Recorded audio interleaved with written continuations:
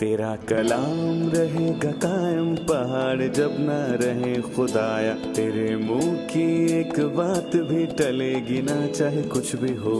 तेरी मान दिए है जिंदा सोने से भी कीमती, मेरा दिल ये दे गवाही है ये किताब अजीम। नाज़िल करे अपना कलाम, शिकस्ता दिलों को सुकून मिले, तारीकी दूर हो मेरी राहें रोशन कर। दिल अपना कलाम कसरत से ए खुदा बदल दे, रिहाई दे कसरत से फल मिला, कलाम रहेगा कायम पहाड़। अजीज नाजरीन, मैं अयाद ज़रीफ आप तमाम देखने वालों को हमारे रोज़ के बाइबली मुतालियाती प्रोग्राम की नई किस्त में खुशामदीद कहता हूँ। हम याकूब के ख़त का मुताला कर रहे हैं। नए अहदनामे में यह कलीसिया के नाम लिखा गया है और आज हम याकूब के ख़त के पहले बाब की 23वीं आयत से मुताले का बाकायदा आगाज़ करेंगे। हमने गुज़िश्ता किस्त का इख्तिताम इस आयत पर किया था, लेकिन कलाम पर अमल करने वाले बनो, ना महज सुनने वाले जो अपने आप को धोखा देते हैं। हम जानते हैं कि कलाम की तरफ हमारा एक किरदार है, खुदा का पाक कलाम जिसका हर लफ्ज़ पाक है। और अहम चीज़ क्या है कि हम इसे किस तरह सुनते हैं। और अजीज़ों, मैं आपसे कहूँगा कि जब हम कलाम को सुने तो हमारी पूरी तवज्जो इसकी तरफ मरकूज़ होनी चाहिए। जैसे कि लिखा है कि कलाम पर अमल करने वाले बनो, ना महज सुनने वाले। खुदा के कलाम को सुनना और इसकी मुनादी करने से पहले अपनी ज़िंदगी में अमल करना बहुत ज़रूरी है। और आज हम पहले बाब की 23वीं आयत से मुताले का बाकायदा आगाज़ करेंगे। किस्त की शुरुआत में हम स्टूडियो में मौजूद अपने खादमीन का खैर मकदम करेंगे, डॉक्टर मुहीब और डॉक्टर उसामा आतिफ का। आप दोनों को खुशामदीद। शुक्रिया भाई। शुक्रिया। और स्टूडियो में आए दीगर मेहमानों को भी खुशामदीद। नाजरीन, हम एक छोटे से वक्फे के बाद मुताले का बाकायदा आगाज़ करेंगे।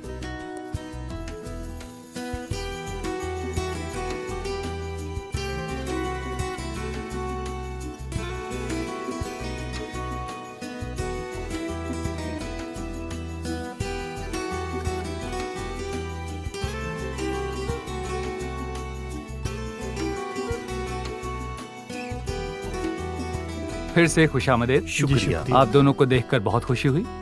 खुदा के फजल से हम 23वीं आयत से बाब के आखिर तक मुताला करेंगे। हम याकूब के पहले खत की 23वीं आयत से मुताला करेंगे, क्योंकि जैसे कि लिखा है कि क्योंकि जो कोई कलाम का सुनने वाला हो और उस पर अमल करने वाला ना हो, वो शख्स उसकी मानिंद है जो अपनी कुदरती सूरत आईने में देखता है, इसलिए कि वो अपने आप को देखकर चला जाता और फौरन भूल जाता है कि मैं कैसा था। लेकिन जो शख्स आज़ादी की कामिल शरीयत पर गौर से नज़र करता रहता है, वो अपने काम में इसलिए बरकत पाएगा कि सुनकर भूलता नहीं बल्कि अमल करता है। अगर कोई अपने आप को दीनदार समझे और अपनी ज़ुबान को लगाम ना दे बल्कि अपने दिल को धोखा दे, तो उसकी दीनदारी बातिल है। हमारे खुदा और बाप के नज़दीक खालिस और बेऐब दीनदारी ये है कि यतीमों और बेवाओं की मुसीबत के वक्त उनकी खबर लें और अपने आप को दुनिया से बेदाग रखें। 23वीं आयत में लिखा है, क्योंकि जो कोई कलाम का सुनने वाला हो और उस पर अमल करने वाला ना हो, वो उस शख्स की मानिंद है जो अपनी कुदरती सूरत आईने में देखता है। इसके बाद मैं 24वीं आयत से पढ़ना चाहूँगा, लेकिन डॉक्टर मुहीब 23वीं और 24वीं आयत पर पहले आप अपनी राय दें। कलाम सबकी सच्चाई जाहिर करता है, दिलों को जांचता है। ये नूर है, इलाही नूर है जो खुदा के सामने इंसान के दिल को जाहिर करता है। आप इब्रानियों के 4 बाब की 12वीं आयत में लिखा है, क्योंकि खुदा का कलाम जिंदा और मुअस्सर और हर एक 2 धारी तलवार से ज़्यादा तेज है और जान और रूह और बंद और गुदे को जुदा करके गुजर जाता है और दिल के ख्यालों और इरादों को जांचता है। और आगे लिखा है, और उससे मखलूक़ात की कोई चीज़ छुपी नहीं है। खुदा की नज़र में यहाँ खुदा के कलाम की बात हुई, बल्कि जिससे हमको काम है उसकी नज़रों में सब चीज़ें खुली और बेपर्दा हैं। हम कलाम के ज़िम्मेदार हैं, क्योंकि खुदा का कलाम, क्योंकि वो जिंदा और कुदरत वाला है। خدا کے سامنے انسان کی چیزیں کھلی اور بے پردہ ہیں۔ خدا کے سامنے انسان کا ضمیر اس کے دل کی گہرائیوں، اس کی کمزوریوں سب ظاہر کرتا ہے۔ انسان کے لیے ضروری ہے کہ خاک سر بنے اور اپنے گناہوں کا اقرار کرے، تاکہ خدا کا فضل دنیا کی سب خطاؤں کو ٹھیک کر دے گا، اور یہی خدا کا کلام کے ذریعے تبدیل ہوں۔ جی تبدیل، یہ مقصد ہے۔ خدا غلطیوں کو ظاہر کرتا ہے کیونکہ ان کو بدلنے کی ضرورت ہے۔ بائبل مقدس میں بہت سی تصاویریں موجود ہیں، جیسے کہ ہم دیکھتے ہیں کہ بالکل۔ یعقوب نے خدا کے کلام کی کیا تصویر ظاہر کی۔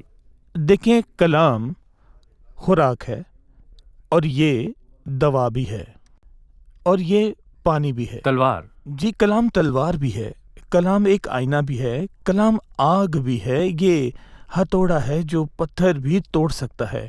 بائبل مقدس میں کلام مقدس کی بہت سی تصاویریں موجود ہیں۔ یعقوب نے کلام مقدس کو آئینہ کہا۔ ہم جانتے ہیں کہ آئینہ کیسا مفید ہے۔ کوئی بھی شخص ایسا نہیں کہ آئینہ استعمال نہ کرتا ہو، ہر ایک کو آئینے کی ضرورت ہوتی ہے۔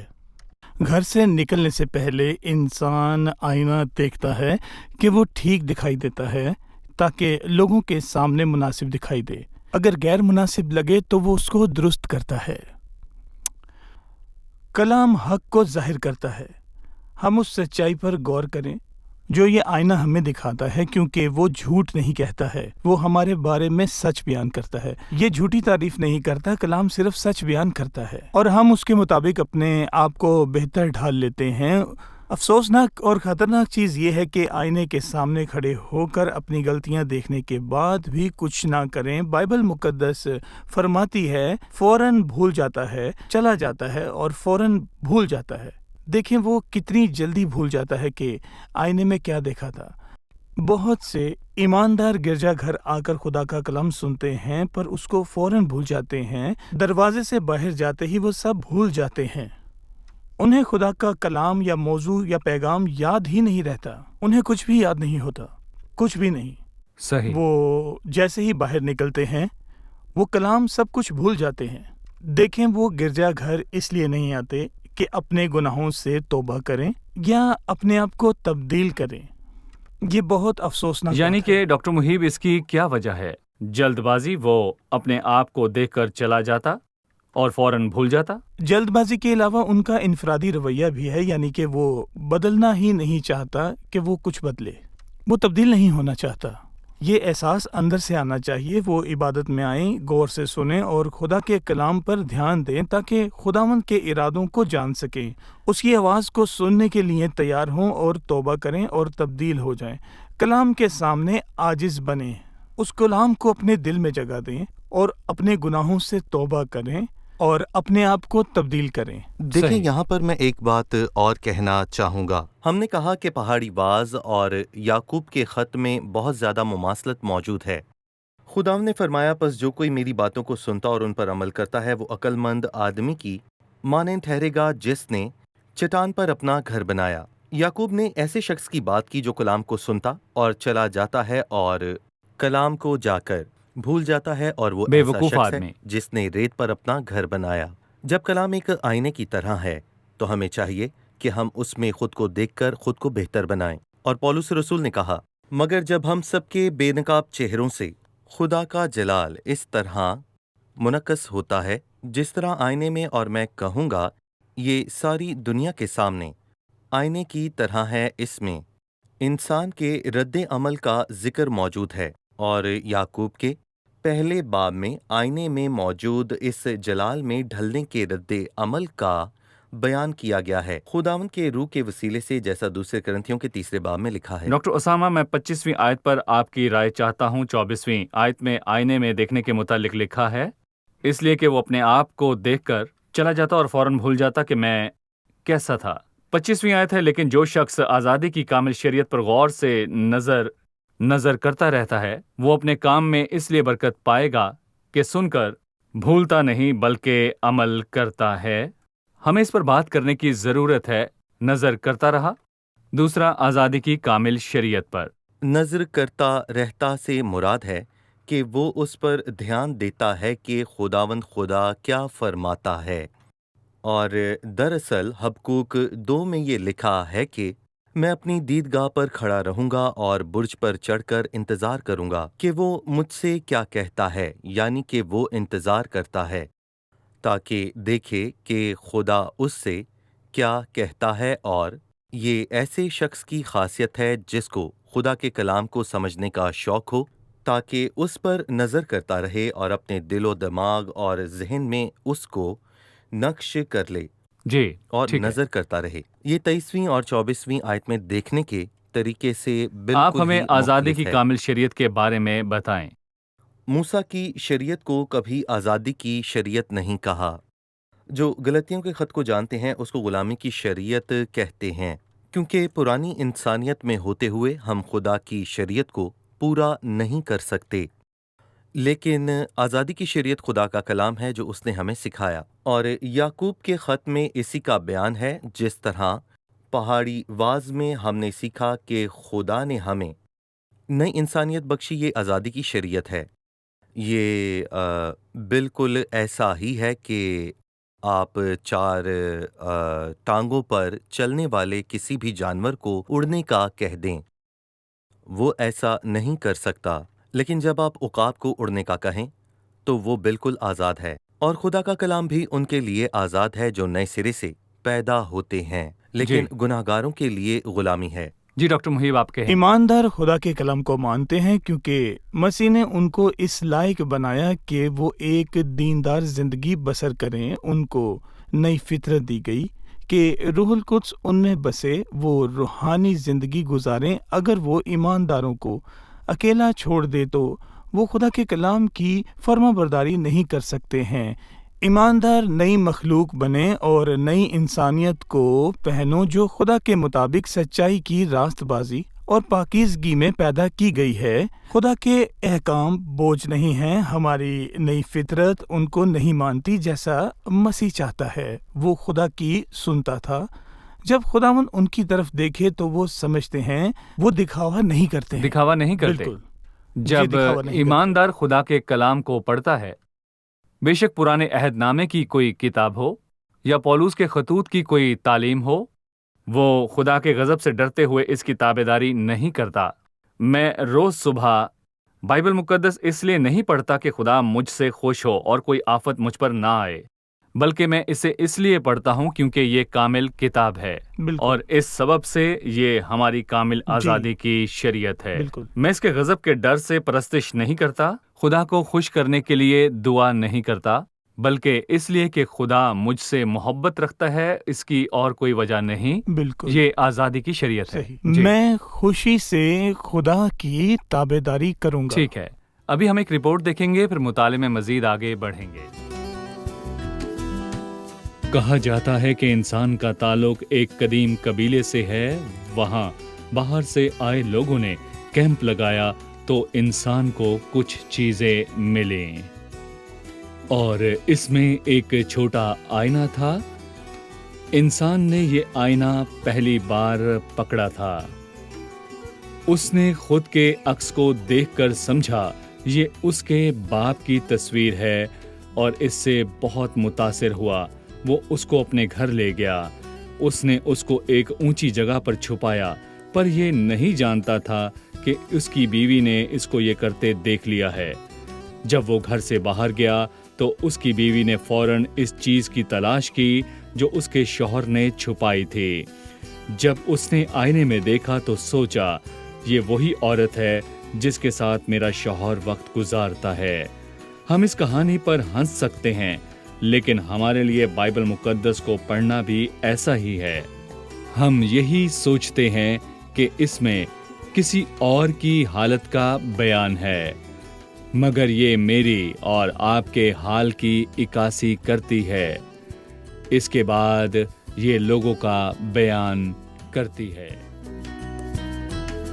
26ویں آیت میں لکھا ہے، اگر کوئی اپنے آپ کو دیندار سمجھے اور اپنی زبان کو لگام نہ دے بلکہ اپنے دل کو دھوکہ دے تو اس کی دینداری باطل ہے۔ دینداری اور اس کے باطل ہونے سے کیا مراد ہے؟ نئے عہد نامے میں ہم کچھ ہی حوالہ جات میں دینداری کا لفظ جو ہے وہ پڑھتے ہیں۔ डॉक्टर मुहीब इसे बयान कीजिए। हम जानते हैं कि याकूब का ख़त पुराने नए अहदनामा के दरमियान एक बंद है। ये यहूदी तालीम और मसीहत से दरमियान राब्ता रखता है और जी। ये यहूदी तरीका बयान करता है। यहूदियत एक मज़हब है। पालूस रसूल ने गलतियों के पहले बाब में फरमाया, मैं यहूदी तारीख में बढ़ता जाता था। ये मज़हब खुदा की तरफ से था। ये मज़हब खुदा की तरफ से था। लेकिन मसीहत एक मज़हब नहीं है, ये अमाल का मजमुआ है, ये फ़राइज़ है, रस्म व रवाज जिनकी एक मखसूस तरबियत है ताकि इस पर अमल करें।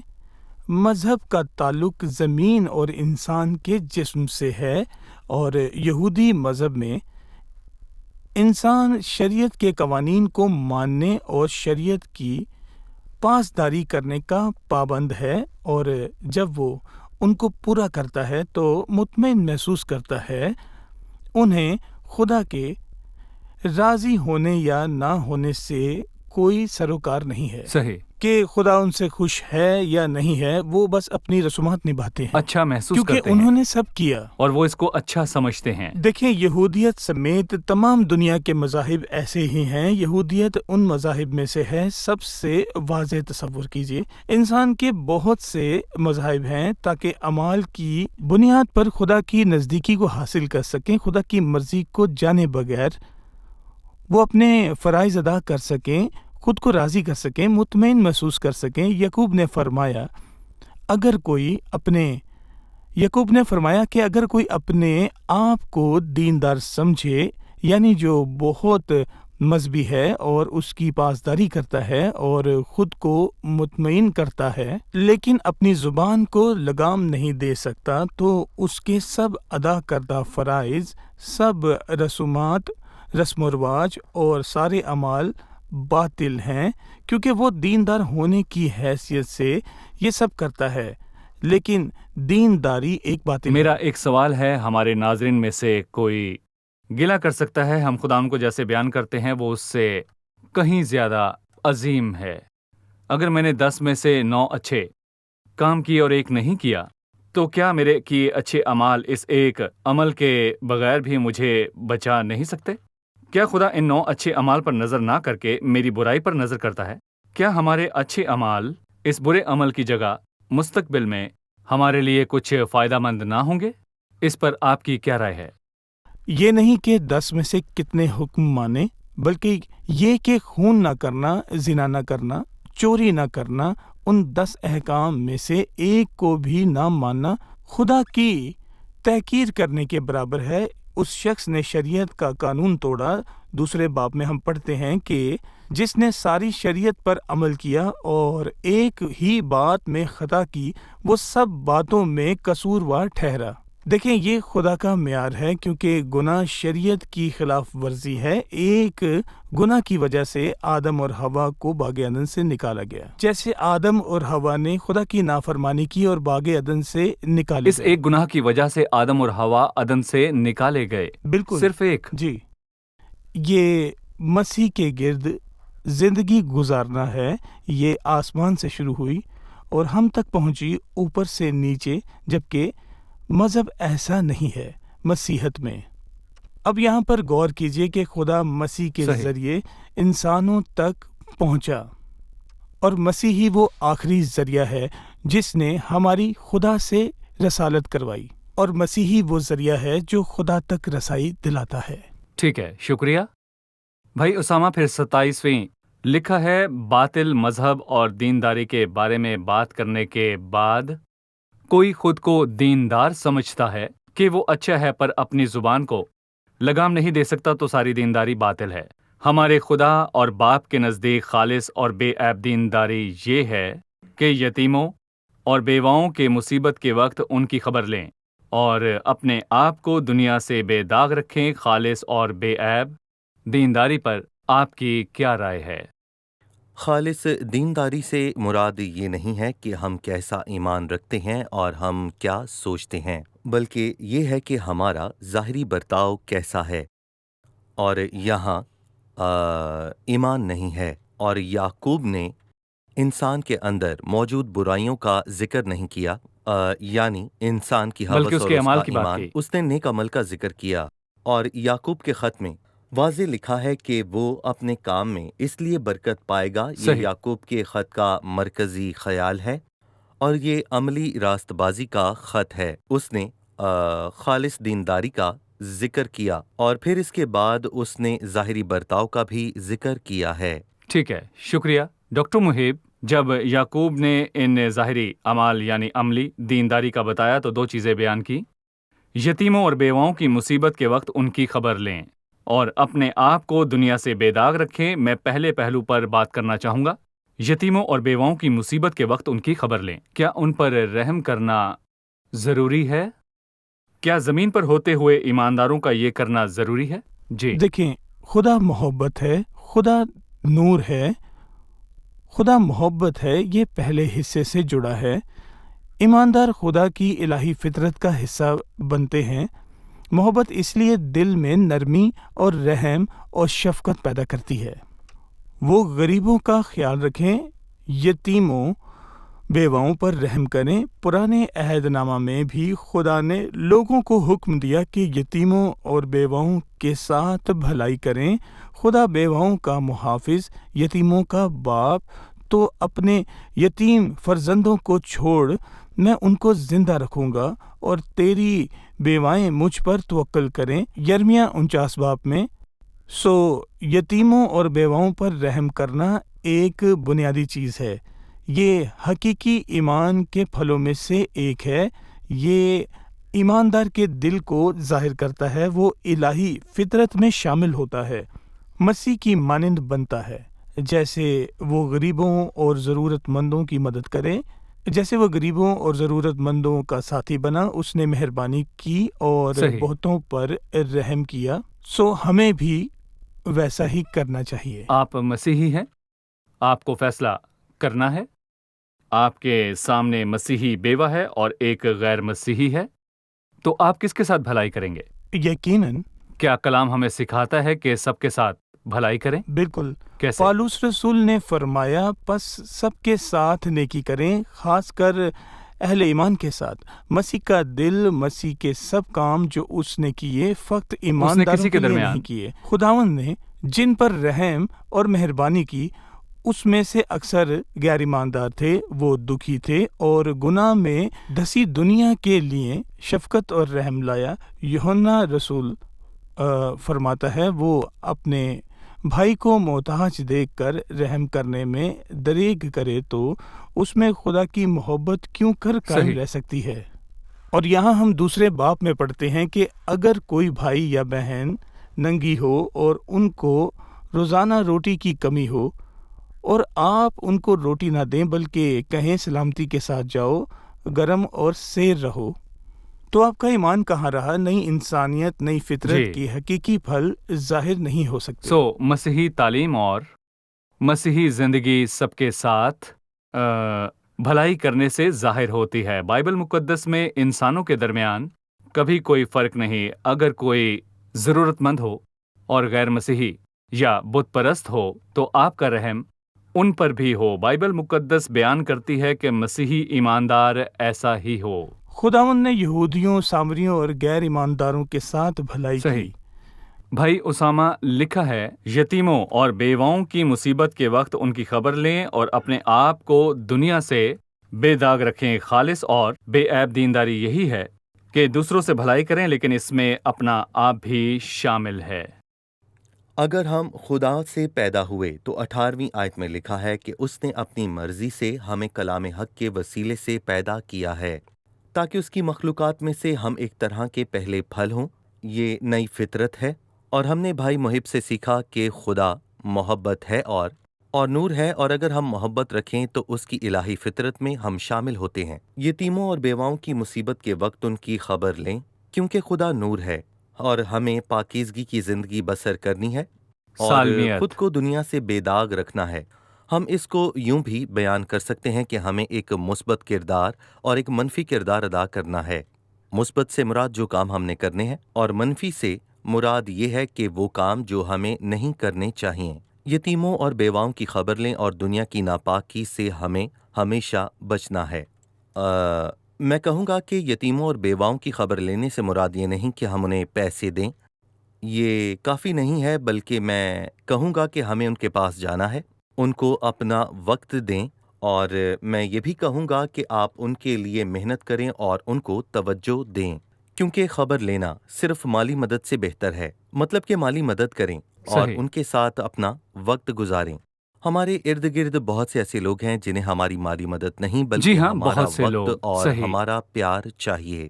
بہت سے لوگ آپ سے سونا نہیں بلکہ آپ کی مسکراہٹ چاہتے ہیں، اور خدا کے لوگ اپنے برتاؤ سے جانے جاتے ہیں، اور بے شک ہم اپنے اعمال سے نجات نہیں پاتے، لیکن ہمارے اعمال ہماری نجات کی سچائی کو ثابت کرنے کے لیے ضروری ہیں، اور پولس رسول کہتا ہے کیونکہ تم کو ایمان کے وسیلے سے فضل سے ہی نجات ملی ہے، اور یہ تمہاری طرف سے نہیں، خدا کی بخشش ہے، اور نہ اعمال کے سبب سے ہے تاکہ کوئی فخر نہ کرے، کیونکہ ہم اس کی کاراگری ہیں اور مسیح یسوع میں ان نیک نیک اعمال امال۔ کے واسطے مخلوق ہوئے جن کو خدا نے پہلے سے ہمارے واسطے تخلیق کیا تھا۔ یہ نیک اعمال ہیں، ہمیں اس دنیا میں بے داغ رہنا ہے۔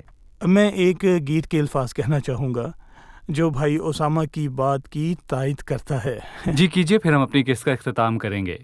وقت ہوا چاہتا ہے، کیا آپ کے پاس اس لیے اپنا قیمتی وقت ہے کہ آپ اس کو اپنے دل میں رکھ سکتے ہیں؟ مسیح نے ہمیں سکھایا کہ دوسروں کی فکر کریں، ان کو وقت دیں، آمین۔ ان سے ہمدردی کریں اور ان سے محبت کریں۔ آمین، شکریہ۔ اب ہم مہمانوں سے ان کی رائے جانیں گے۔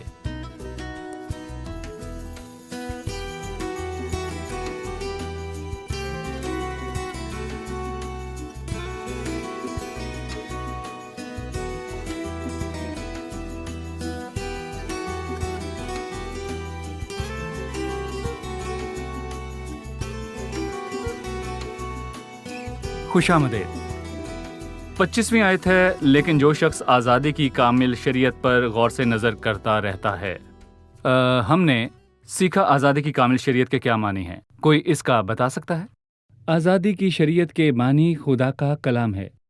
یہ غلامی کی شریعت نہیں، انسان سمجھتا ہے کہ وہ اپنے اعمال سے ابدی زندگی حاصل کر سکتا ہے۔ بائبل مقدس سکھاتی ہے فضل ہی سے نجات ملی، اس کی بدولت ہم وہ زندگی بسر کرتے ہیں جو ہمیں کرنی چاہیے، روح کی قدرت سے۔ ٹھیک ہے، جی بھائی ٹھیک کہا۔ 26ویں آیت میں لکھا ہے، اگر کوئی اپنے آپ کو دیندار سمجھے اور اپنی زبان کو لگام نہ دے بلکہ اپنے دل کو دھوکہ دے تو اس کی دینداری باطل ہے۔ ہمیں دینداری اور اس کے باطل ہونے کے متعلق بتائیں۔ ہم جانتے ہیں کہ یعقوب کا خط نئے اور پرانے عہد نامے کے درمیان ایک رابطہ ہے۔ یہاں رسول نے اپنی بات بیان کرنے کے لیے یہودی مذہب کے الفاظ کا استعمال کیا۔ دینداری سے مراد وہ شخص ہے جو سمجھتا ہے کہ اس نے مذہب کے سارے تقاضوں کو پورا کیا۔ ٹھیک ہے، یعنی اس نے تمام فرائض انجام دیے۔ ٹھیک ہے، مذہب رسم و رواج اور فرائض کا نام ہے۔ اس نے اس کے لیے باطل کا لفظ استعمال کیوں کیا؟ کیونکہ وہ اپنی زبان کو لگام نہیں دیتا۔ وہ پاک خدا کے سامنے گناہ میں گرا۔ آپ کیا کہیں گے؟ ٹھیک ہے، بہت شکریہ۔ خادمین کا بھی شکریہ۔